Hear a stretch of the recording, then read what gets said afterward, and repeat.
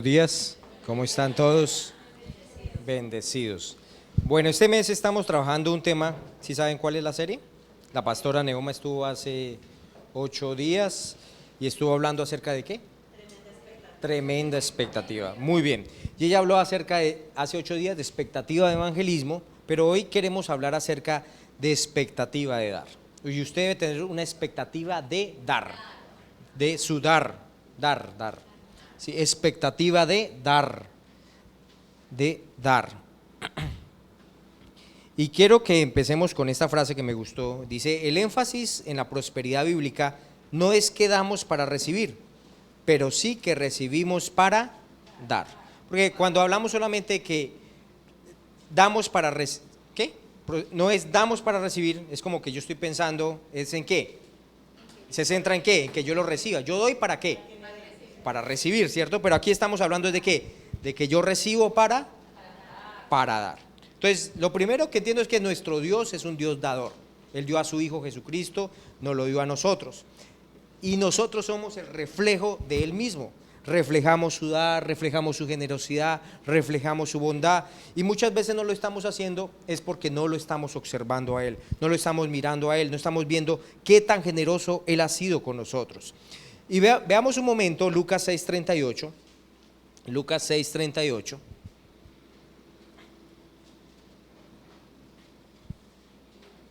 Dice la palabra: confiese y se os dará. ¿Sí dice así? Dad y se os dará, ¿cierto? Aquí no está hablando acerca de que, sí, porque usted la puede pasar confesando, ¿cierto? Y se le va a dar. No, que me va a llegar 1.000.000, que me va a... Bueno, gloria a Dios por esa confesión, pero lo que la Escritura está diciendo, que la manera como se os dará es ¿qué? Dando. ¿Y cómo se le va a dar? Dice: medida buena, apretada, remecida y rebosando dará en su regazo, porque con la misma medida con que medimos se nos volverá a medir. Entonces, algunos piensan que Dios solamente tiene promesas y provisión para la eternidad. No, para esta tierra también, ¿sí? Y me gusta esta parte porque nos muestra cómo Dios da. Dice, Él da una medida que apretada, remecida, pero no solamente allí se queda la cosa. O sea, no al límite, sino que eso, al límite casi es esto, ¿cierto? Pero Él dice que da ¿qué? Rebosando, o sea, que se riega, ¿cierto? ¿Y será que Dios no sabe cuántos que nosotros podemos recibir? No, Él sí sabe, solo que Él quiere que recibamos ¿qué? De más. Él quiere que recibamos de más. ¿Y con qué propósito o por qué? Dios quiere que usted y yo seamos canales de bendición. Dios quiere que usted y yo seamos ¿qué? Canales de bendición. No solamente allí depósitos o estanques donde... ¿Se ha visto los estanques a veces de casas desocupadas, que el agua está allí quieta y cómo está? Verde, ¿cierto? Ya hay un montonón de musgo, zancudo. No es muy buena agua, ¿cierto? Pero cuando somos canales de bendición, ¿cómo está el agua? Como clarita, exacto. Entonces, Dios quiere que usted y yo seamos ¿qué? Canales de bendición. Dígate al lado, a la persona de al lado: Dios quiere que tú seas canal de bendición. Él quiere darte una medida. Él quiere darte una medida buena, apretada, remecida y rebosante. Ahora, ¿por qué? ¿Sabe por qué? Dios es un Dios de milagros y Él es capaz de hacer, Él puede convertir pesos colombianos en personas. Ya les voy a decir por qué. Él puede convertir ¿qué? Pesos o dólares, bueno, gloria a Dios, en personas para Cristo. Lucas 16:9 nos dice esto. Nueva traducción viviente, se la voy a leer. Sí. Lucas 16:9.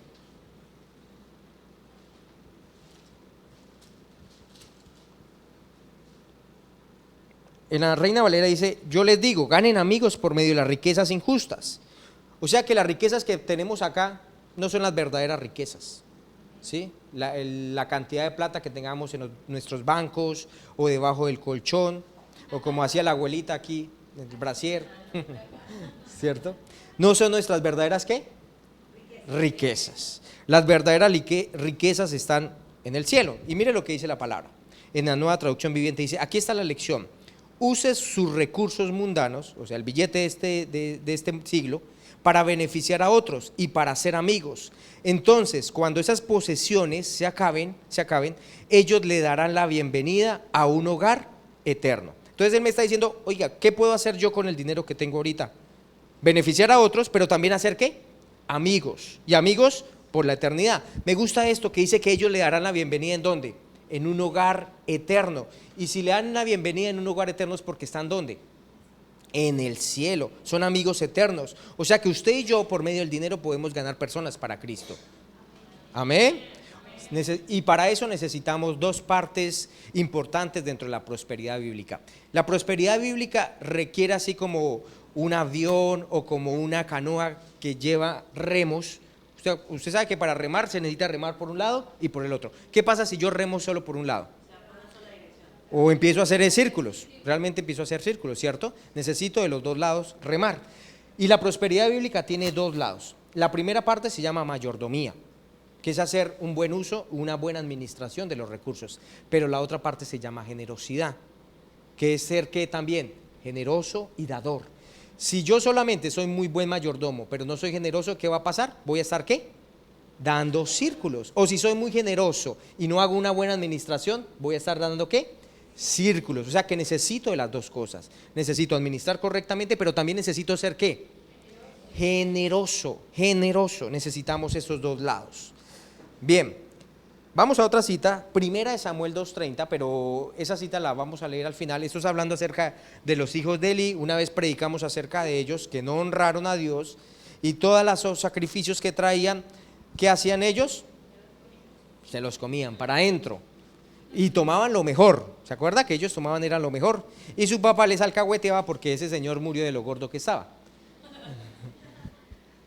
Al final dice, nunca yo tal haga, porque yo honraré, ¿a quiénes? A los que me honran, y los que me desprecian serán tenidos en poco.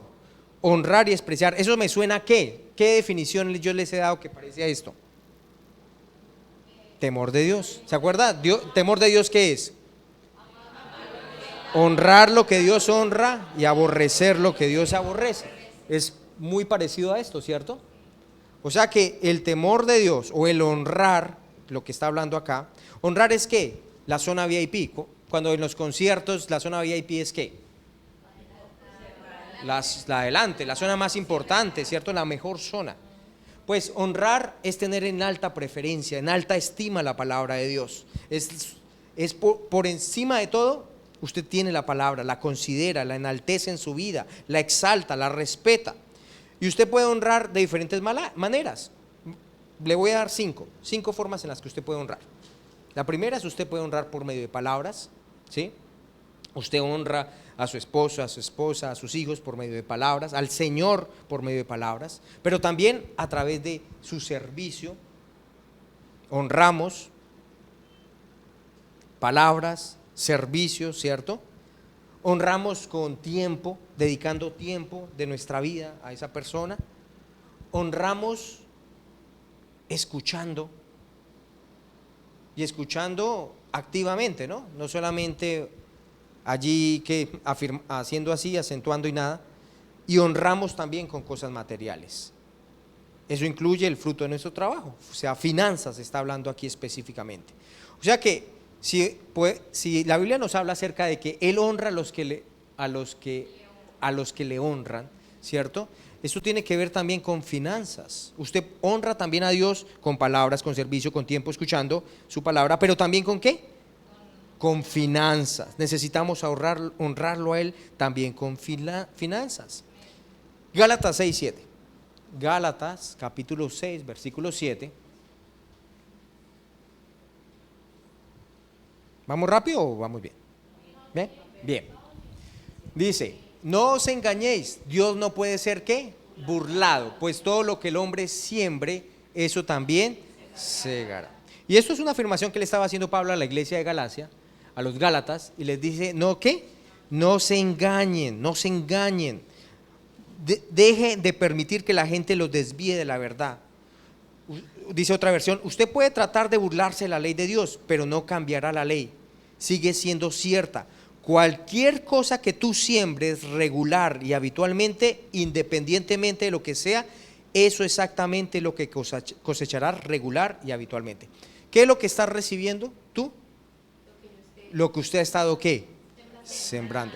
¿No te gusta tu cosecha? cambia lo que estás sembrando. Porque lo que estés cosechando de manera que, dice acá, de manera regular y habitual, es lo que tú estás cosechando de manera que regular y habitual. Y él dice, oiga, no se engañe, eso es una ley. Usted puede decir, no, yo no creo en esa ley, no importa. Usted puede decir, yo no creo en la ley de la gravedad, y se tira a un noveno piso allá, desde allá gritando, no creo en la ley de la gravedad. No importa que diga no creo, igual la ley que funciona, sirve. Es igual, hay una ley de ¿qué? De siembra y de cosecha. Lo que nosotros sembramos va a cosechar. Entonces, ¿qué cosas podemos sembrar? Palabras, actitudes, sí, podemos sembrar servicio, finanzas también podemos sembrar, ¿cierto? Y básicamente muchas veces no nos gusta ciertas cosas es porque nosotros hemos estado ¿qué? Sembrando mal. Y Gálatas 6:9, 2 versículos más adelante dice, ahora, siembre correctamente, pero cuando usted está sembrando correctamente le está diciendo algo, no se canse pues de hacer el bien, porque a su tiempo ¿qué? Segará, es cosechar, si no, desmaya. O sea que ¿cuál es la tendencia? Ay, pero yo siempre le hablo bien, yo siempre declaro buenas palabras, o yo he estado allá fielmente en mi diezmo y mi ofrenda y no he visto resultados. El diablo le va a decir, ¿sabe qué? Eso no funciona, usted ya lo ha intentado por mucho tiempo. ¿Sabe qué? Eso no le va a hacer daño si usted reduce sus diezmos, sus ofrendas. Relájate de dar tanto. Pero si tú te relajas, tarde o temprano tú vas a ¿qué? A desmayar, a cansarse y no va a seguir haciéndolo. Pero aquí está es que no desmaye, porque a su tiempo, me gusta ese a su tiempo, o sea que naturalmente hay un tiempo para sembrar, pero también hay una estación para ¿qué? Para cosechar, ¿cierto? Y eso, o sea, un sembrador en lo natural sabe que una semilla sembrada no es una cosecha inmediata. Hay que ¿qué? Esperar, hay que tener paciencia. Es igual en el reino espiritual. Así que no permitas que el diablo o cualquier otra persona te convenza de que dejes de sembrar semillas financieras en el reino de Dios, porque a su tiempo, ¿qué va a pasar? Usted va a cosechar. O sea, eso es una ley que funciona. Eso es una ley que funciona. Amén. Muy bien. Y otra cosa que funciona es 2 de Corintios 9:6. 2 de Corintios 9:6. Entonces ya vimos que hay una ley de siembra y cosecha, pero también hay una ley que dice, el que siembra escasamente, ¿qué? También segará escasamente. Y el que siembra generosamente, generosamente también segará. Está bien sembrar, ¿cierto? Pero si usted quiere una buena cosecha, necesita ¿qué? Sembrar ¿qué? Abundantemente, generosamente. A veces no estamos cosechando más abundantemente porque no estamos sembrando abundantemente. Y quiero leerles una historia, no sé si la han escuchado, es la historia de Mefiboset, que es el hijo de Jonatán, y es la historia de este joven que nos habla la palabra en 2 de Samuel capítulo 9 del 1 al 13. Entonces, no se las voy a leer completas, sino vamos a ir leyendo versículos y vamos a ir colocando algunas observaciones. 2 de Samuel 9, yo dije, sí, 2 de Samuel 9, listo. Dijo David, ¿ha quedado alguno de la casa de Saúl a quien haga yo misericordia por amor a Jonatán? Entonces, ¿qué estaba haciendo el rey David? ¿Estaba buscando a quién? A alguno de la casa, se refiere a qué, a una descendencia de quién, de Saúl, a quien haga yo misericordia por amor de Jonatán. O sea, él fue movido a misericordia por causa de amor a quién, a Jonatán. ¿Y qué era lo que sucedía? Hablemos un poquito del contexto. Miremoslo un momento en 1 de Samuel 20 del 13 al 17. Jonatán y David hicieron un pacto, ¿sí? Hicieron un pacto. Entonces, ahorita se le llama un contrato, pero ellos hicieron un pacto. Miremos el pacto que ellos hicieron. 1 de Samuel 20 del 13 al 17. Muy bien. Pero si mi padre intentara, esto es Jonatán diciéndole a David, pero si mi padre, o sea, Saúl, intentara hacerte mal, Jehová haga así a Jonatán. Y aún le añada, si no te hiciere saber y te enviare para que te vayas en paz y esté Jehová contigo como estuvo con mi padre. Versículo 14. Y si yo viviere, harás conmigo misericordia de Jehová para que no muera. y no apartarás tu misericordia de mi casa para siempre. Cuando Jehová haya cortado uno por uno los enemigos de David de la tierra, no dejes que el nombre de Jonatán sea quitado de la casa de David. ¿Sabe que Jonatán creía en quién iba a tomar el trono? David. Así hizo Jonatán pacto con la casa de David diciendo: requiéralo Jehová de la mano de los enemigos de David. 17. Y Jonatán hizo jurar a David otra vez porque le amaba, pues le amaba como a sí mismo. Entonces el pacto era que él iba a tener misericordia, o que no iba a apartar la misericordia de la casa de Jonatán para siempre, ¿cierto? Y pues David, como era un hombre de palabra, cumplió ese pacto. ¿Cómo lo sabemos? Pues él estaba buscando ¿a quién? ¿Ha quedado alguno de la casa de Saúl a quien yo haga misericordia por amor a quién? A Jonatán. Y ahora sí, versículo 2. Dice: y había un siervo de la casa de Saúl que se llamaba Siba, al cual llamaron para que viniese David, y el rey le dijo: ¿Eres Siba? ¿Eres tú Siba? Y respondió: tu siervo. Entonces, ¿qué vemos que comenzó a hacer David? Averiguar, ¿cierto? Averiguar si quedaba algún hijo de Jonatán. ¿Para qué? ¿Para matarlo? No, para bendecirlo. Versículo 3.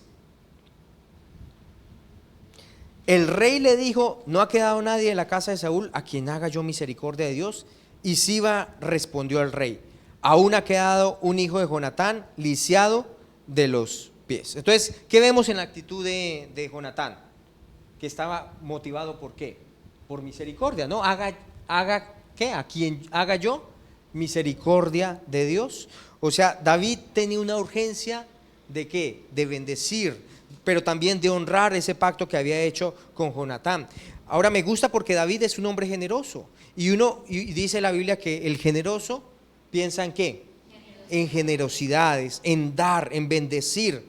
Y eso era algo que David estaba procurando. ¿Quién lo estaba como recordando? Oiga, usted hizo este pacto con Jonatán, o Jonatán no se le presentó después de muerto: acuérdese del pacto, mire, mi chino está mal y usted nada. No, él fue movido, él honró ese pacto, pero también fue movido por un corazón ¿qué? Generoso. Entonces al generoso no hay que estar obligándole y diciéndole de. El que tiene un corazón generoso simplemente ¿qué? Da. Él no lo hizo porque alguien le estuviera obligando, recordando estas cosas. Amén. Miremos un momento 2 Samuel 4:4. Una cosa, y es que Mefiboset había quedado, dice Siba, que era un hijo de Jonatán que había ¿qué? Había quedado lisiado de los pies. O sea, me imagino que tuvo alguna fractura de caderas o alguna vaina y quedó, no sé si había silla de ruedas o cómo sería la cosa, pero no podía caminar. Segunda de Samuel 4:4 dice: y Jonatán, hijo de Saúl, tenía un hijo lisiado de los pies. ¿Tenía cuánto? 5 años de edad, cuando llegó de Jezreel la noticia de la muerte de Saúl y de Jonatán, y su nodriza es como que la nana, la que cuida, ¿cierto? Le tomó y huyó, y mientras iba huyendo apresuradamente se le cayó el niño y quedó cojo, y su nombre era Mefiboset. Entonces encontramos la historia de que Saúl y Jonatán murieron en batalla. ¿Y qué hizo la señora? Salió corriendo, pero agarró mal el chino y se le cayó y se fracturó, yo pienso que la cadera, ¿no? No pudo caminar mal. Versículo 4, 5.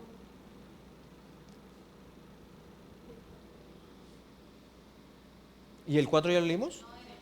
El 4. Entonces el rey le preguntó: ¿dónde está? Y Siba respondió al rey: he aquí, está en casa de Maquir, 4, en casa de Maquir, hijo de Amiel, en Lodebar. Ahora quiero que ustedes tengan en cuenta estas, porque es que la Biblia no coloca palabras o lugares sin sentido, sino que eso tiene un significado. ¿En dónde estaba el hijo del príncipe? Porque Jonatán era el príncipe, ¿no? Era alguien destinado al trono. En casa de Maquir, hijo de Amiel, en Lodebar. Ahora, quiero que ustedes escriban allá el significado de Maquir y de Lodebar. Lodebar, que era el lugar donde vivía ¿quién? Mefiboset, se define como un lugar seco o desierto, donde no hay pastos o sin pan. Un lugar seco o de desiertos donde no hay pasto o sin pan. O sea, ¿cómo estaba él? ¿En qué lugar estaba? En la inmunda, ¿cierto? En un lugar de desierto, un lugar de desierto, en un lugar seco, donde no hay pastos y donde no había ¿qué? Pan. ¿Sabe cómo se le conoce a Jesús? Jesús es el pan de vida. Y hoy encontramos muchas personas sin Jesús, el pan de vida, en lugares de desiertos, en lugares secos, donde están lejos de Dios y lejos de la provisión. Y necesitamos rescatar personas de lo de Bar, ¿sí? Personas que están en esa situación en la que estaba Mefiboset.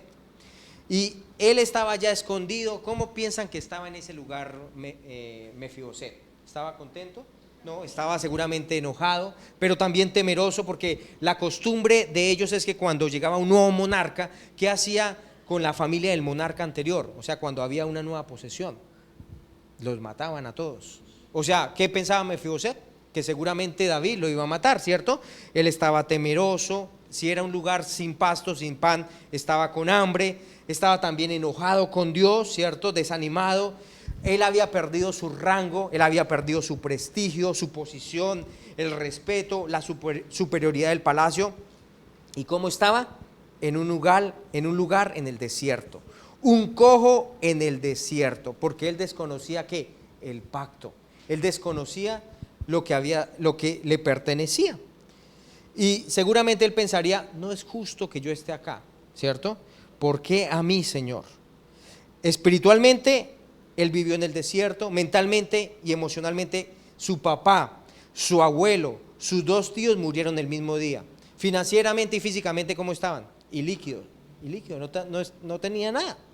Y Maquir, porque les dije, vamos a ver la definición, lo de Bar entonces es un lugar de ¿qué? Desértico, sin pan, sin pastos, ¿cierto? Y Maquir, ¿qué significa?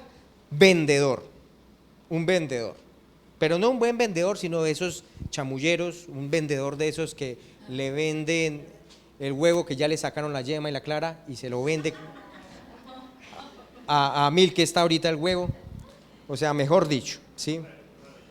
Un revendedor, exacto. Y el diablo es un vendedor de mentiras. El diablo es un vendedor de mentiras, ¿sí? Entonces, estaba en una mala posición y estaba influenciado por la persona ¿qué? Incorrecta. Así estaba Mefiboset, o sea, estaba en la mala, ¿cierto? Vamos al versículo 5, ahora sí, al 5.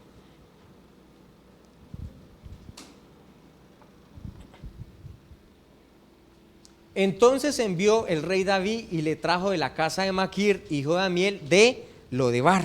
O sea que el rey lo mandó a llamar de ese lugar desértico. Versículo 6. Y vino Mefiboset, hijo de Jonatán, hijo de Saúl, a David, y se postró sobre su rostro e hizo reverencia. Y dijo David, Mefiboset, y él respondió, he aquí tu siervo. Entonces, Mefiboset sí estaba asustado porque pensaba que ¿qué? Que Jonatán lo iba a matar, David lo iba a matar, perdón, versículo 7. Y le dijo David, no tengas temor, o sea que fue evidente para David que él estaba temeroso, ¿cierto? Porque yo a la verdad haré que misericordia por amor de Jonatán tu padre, y te devolveré todas las tierras de Saúl tu padre, y tú comerás siempre a mi mesa. Tremenda promesa que le hace, ¿cierto? El rey David le está diciendo, tú no tienes que temer, ¿sí? Porque lo que yo quiero es que bendecirte, yo quiero es restituirte. Y hay algunos cristianos que creen las mentiras acerca del rey que está hablando ¿quién? Maquir, el vendedor, ¿cierto?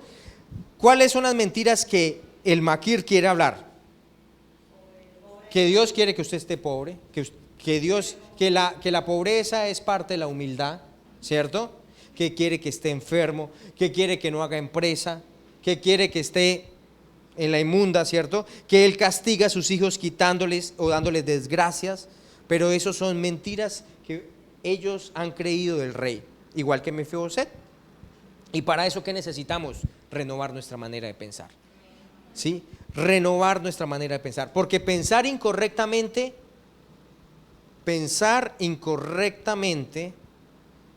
nos lleva a una posición lejos de Dios y a andar muy por debajo de lo que Dios quiere.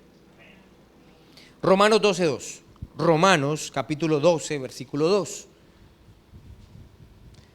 No se conformen a este siglo, sino que transfórmense por medio de la renovación de su entendimiento, para que comprueben cuál sea la buena voluntad de Dios, agradable y perfecta. Este es un buen versículo, ¿no? Es un muy buen versículo, porque esta es la necesidad número uno de nosotros como creyentes. Y es que después de que hemos recibido a Jesús como Señor y Salvador, ¿qué necesitamos hacer ahora? Cambiar nuestra manera de pensar. Y a mí me gusta ver este versículo con el ejemplo de Israel.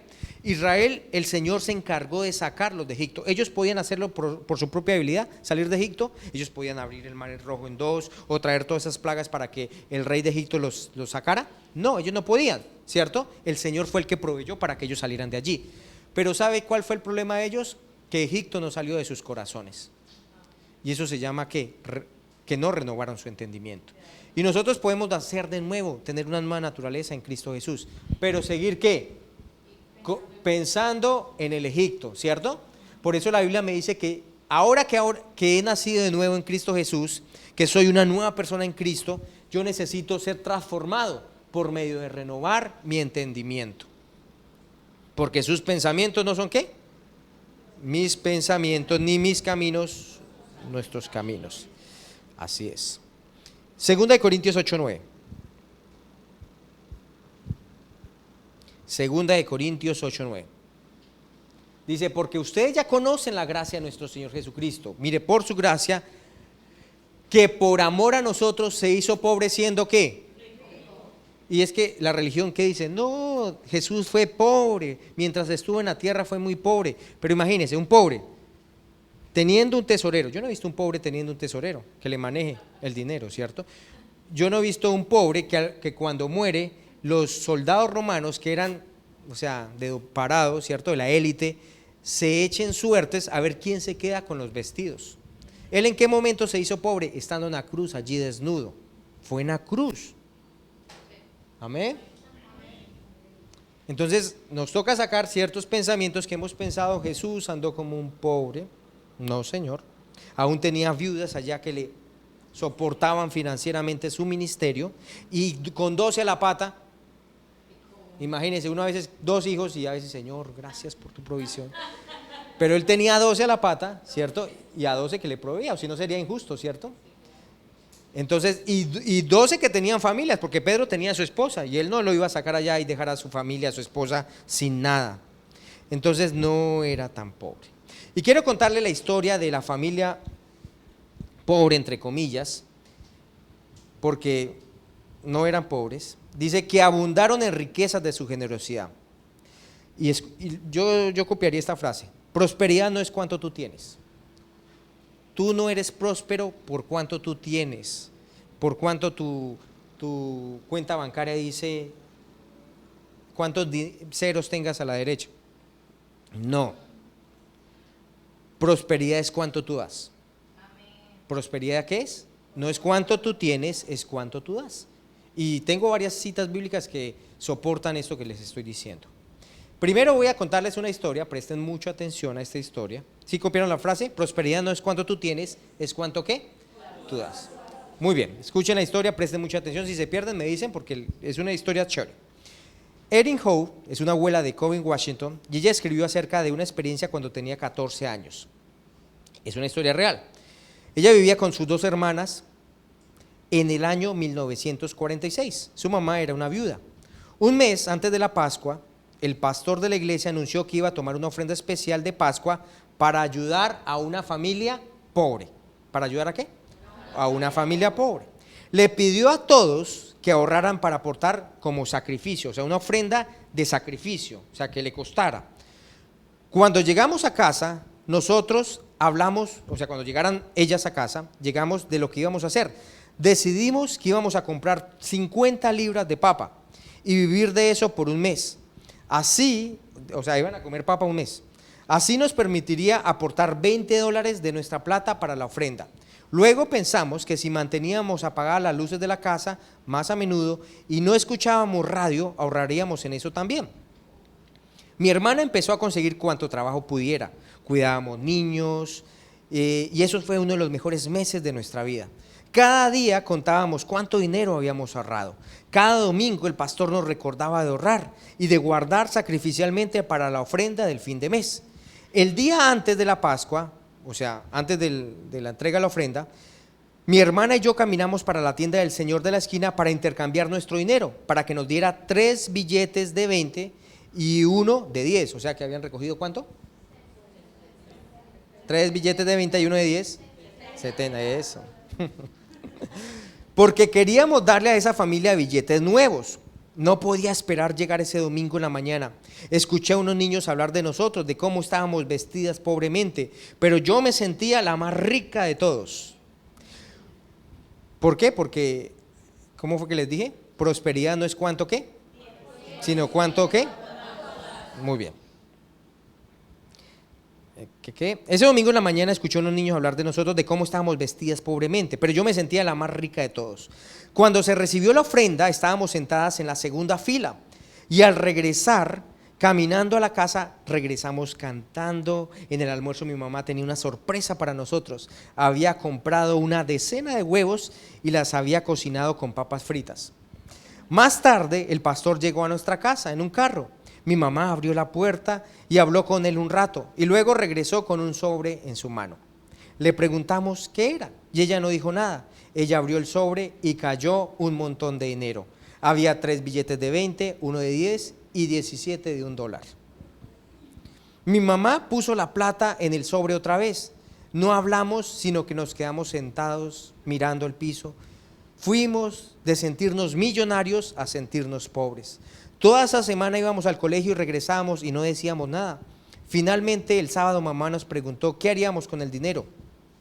No sabíamos, nunca habíamos sabido que éramos pobres. ¿Se acuerda? Porque el pastor dijo que éramos una ofrenda para la familia pobre. Ellos no sabían que eran pobres. ¿Por qué? Porque eran generosos. Domingo, no sabíamos nunca que habíamos sabido que éramos pobres. El siguiente domingo llegó un misionero a predicar. Hablaba de cómo iglesias en el África eran hechas de ladrillo, de lodo y que necesitaban dinero para comprar un techo. Y él dijo que con $100 podrían poner un techo en una iglesia. El ministro se paró y preguntó, ¿podríamos sacrificarnos para ayudar a estos pobres en el África? Nos miramos y sonreímos. Por primera vez en esas semanas, mi mamá sacó de su bolso, sacó su sobre, se lo pasó a Darlene me lo pasó a mí y yo se lo pasó a mi hermana menor y ella lo puso en la ofrenda. Cuando contaron la ofrenda, el ministro anunció que era un poco más de $100. El misionero estaba emocionado, no esperaba una ofrenda tan grande en una iglesia tan pequeña y él dijo, ustedes deben tener personas muy ricas en esta iglesia. Y de repente nos golpeó, habíamos dado $87 de los $100 que habían aportado. Nosotros éramos la familia más rica de la iglesia, lo había dicho el misionero, y desde ese día más no fuimos pobres. Prosperidad no es cuánto tú tienes, es cuánto que tú das. Amén, es cuánto tú das. Debemos ser generosos en qué, en nuestro dar. A veces una mentalidad de que me falta, una mentalidad de que hay escasez, una mentalidad de liquidez, es una mentalidad de qué, de pobre. Pero cuando siempre estamos pensando en dar, en bendecir a otras personas, es una mentalidad de qué, de ricos. Si se acuerda la promesa, la profecía que hablaron acerca de nosotros, aquí hay millonarios y nosotros somos esos millonarios, generosos, porque el generoso piensa en qué, en generosidades, generosidades. Miremos otra historia, ¿sí les gustan las historias? Marcos 12, 41 al 42. Marcos 12, 41 al 42.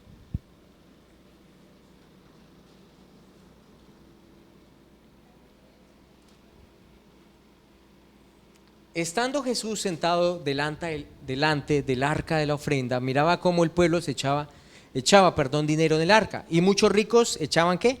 Mucho. 42. Y vino una viuda pobre y echó 2 blancas, o sea, un cuadrante. Siguiente.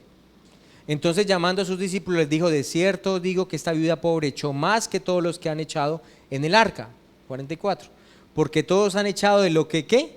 Les sobra, pero esta de su pobreza echó todo lo que tenía, todo su sustento. Ella dio todo lo que tenía y ella lo dio de una manera ¿qué? Generosa. Ella fue generosa, en su pobreza fue ¿qué? generosas, ¿cierto? Abundaron en riquezas de su generosidad.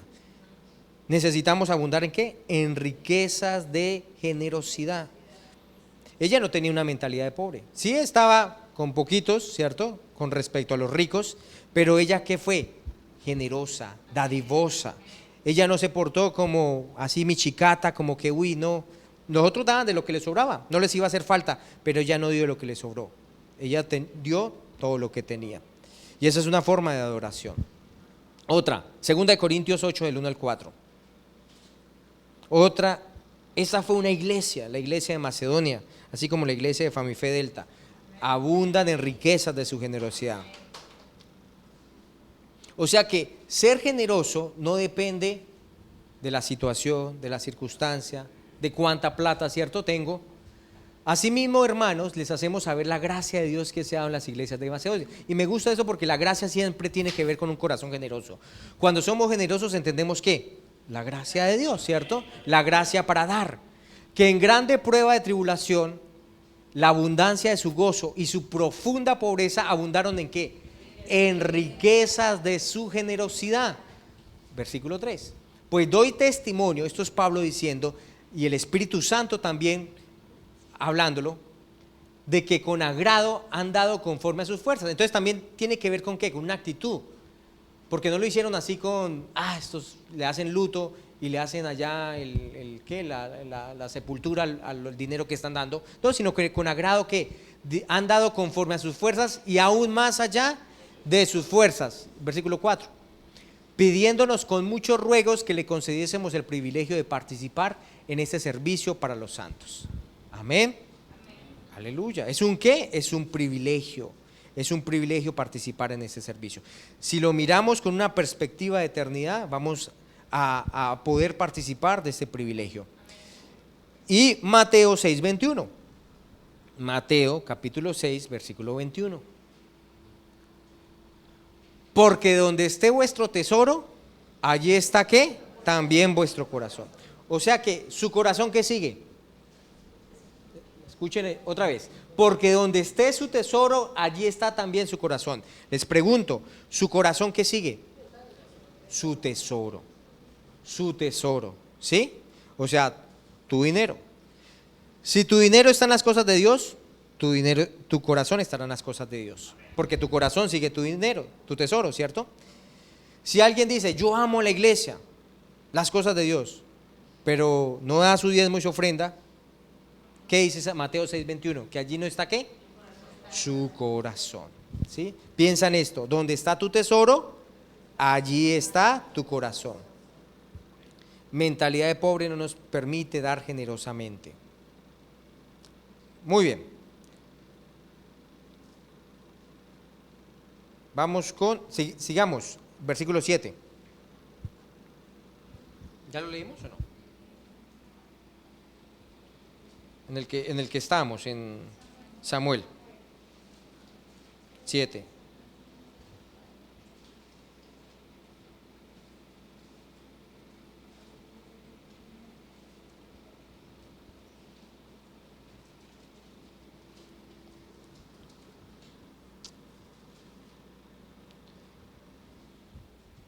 Dice, y le dijo David, no tengas ¿qué?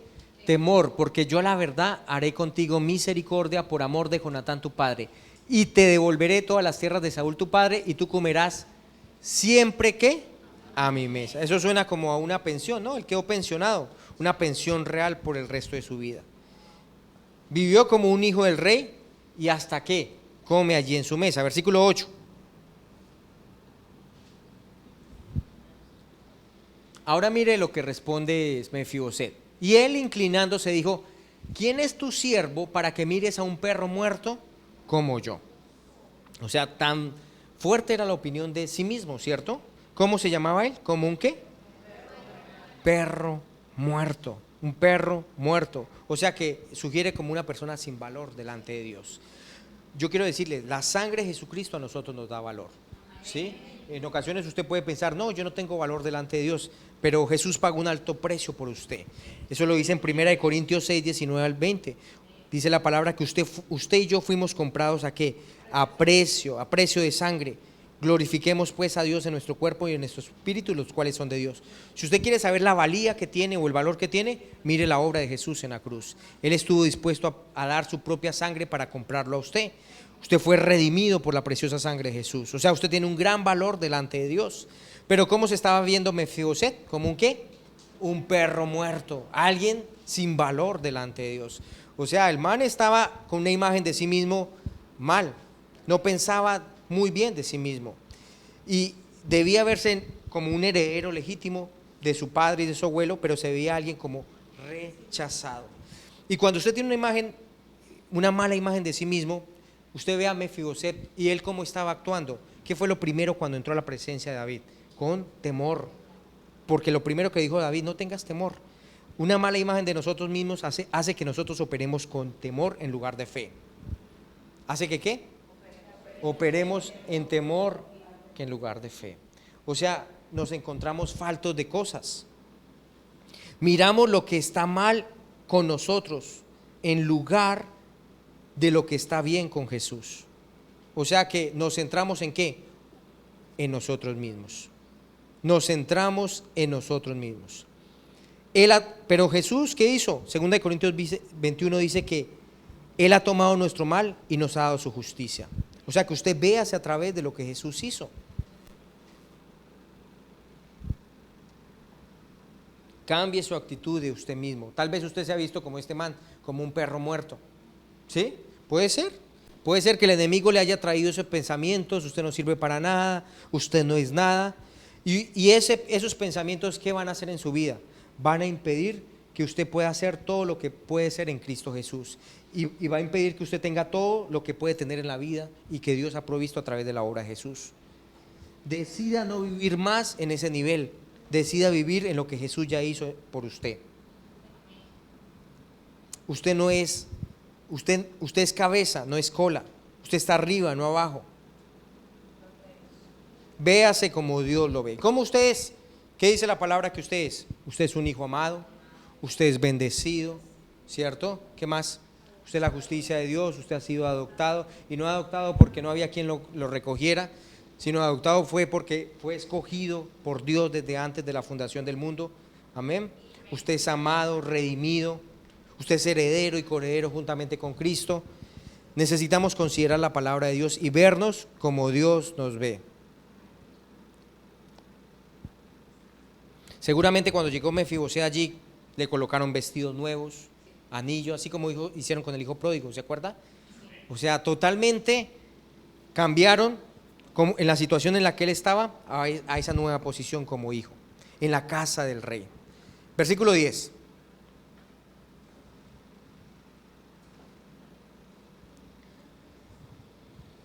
El 9, ¿no? El 9, no lo hemos, ahí va el 8, el 9. Entonces el rey llamó a Siba, siervo de Saúl, y le dijo: todo lo que fue de Saúl y de tu casa yo le he dado al hijo de tu señor. Tú pues le labrarás las tierras, tú con tus hijos y tus siervos, y almacenarás los frutos para que el hijo de tu señor tenga pan para comer. Pero Mefiboset, el hijo de tu señor, comerá siempre a mi mesa. Y tenía Siba 15 hijos y 20 siervos. O sea que ya no Mefiboset comía de migajas, comía ¿qué? Manjares de la mesa del rey. Amén.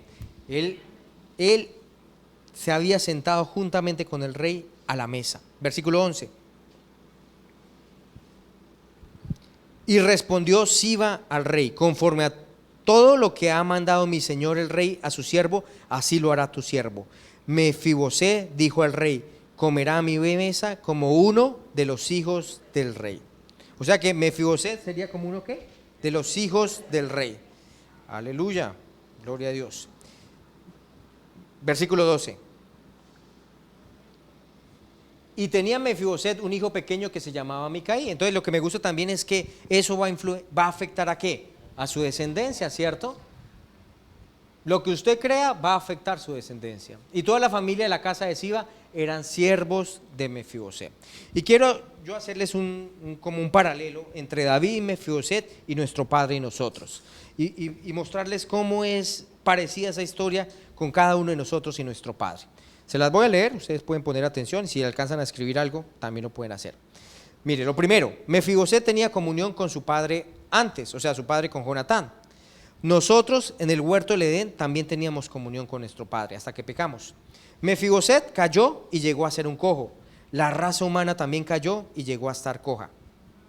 David buscó a alguien en quien él pudo extender su gracia por el amor incondicional que tenía con Jonatán.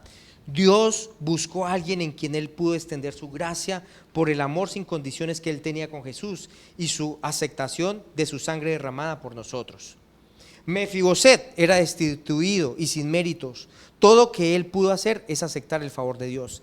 La raza humana fuimos sin méritos y esperanzas. No merecemos su favor, solo lo recibimos por medio de la fe en nuestro Señor Jesucristo. El rey tomó a Mefiboset de un desierto y lo sentó en la mesa, en el palacio. Jesús nos rescató a nosotros del desierto y nos sentó en la mesa del Señor en lugares celestiales, en un lugar de comunión y delicias e intimidad, cenando juntamente con el Señor. David adoptó a Mefiboset, proveyéndole cada bendición en el palacio. Nosotros hemos sido adoptados en la familia de Dios con todos los privilegios de su casa. Cuando cojeaba fue un recordatorio constante de la gracia de Dios. Nuestras debilidades nos recuerdan constantemente la gracia de Dios. Amén. Y Mefiboset sonrió, amén. Sonrió porque aceptó que lo que hizo David por misericordia y fue tratado como un hijo, no como un siervo. Dios, ¿qué quiere para nosotros? Que así como Mefiboset, Él quiere que nosotros nos arrepentamos de nuestra manera de pensar, de una mentalidad de pobre y no generosos. Que se vea usted como Dios lo ve, no en desesperanza, inferioridad y desprecio, sino que usted fue recibido por el Rey, ahora tiene una identidad, tiene seguridad, tiene amor, gracia y misericordia. Siéntese a la mesa, usted tiene valor para el Rey, disfrute lo que Él ganó para usted. Amén. Entonces, no una mentalidad de ¿qué? De pobres, una mentalidad de ricos. Nosotros somos ricos, amén. Y siempre como ricos pensamos en generosidades, pero lo hacemos desde una posición de hijos, identificándonos con lo que Dios hizo. Pongámonos de pie, vamos a orar y vamos a darle gracias al Señor.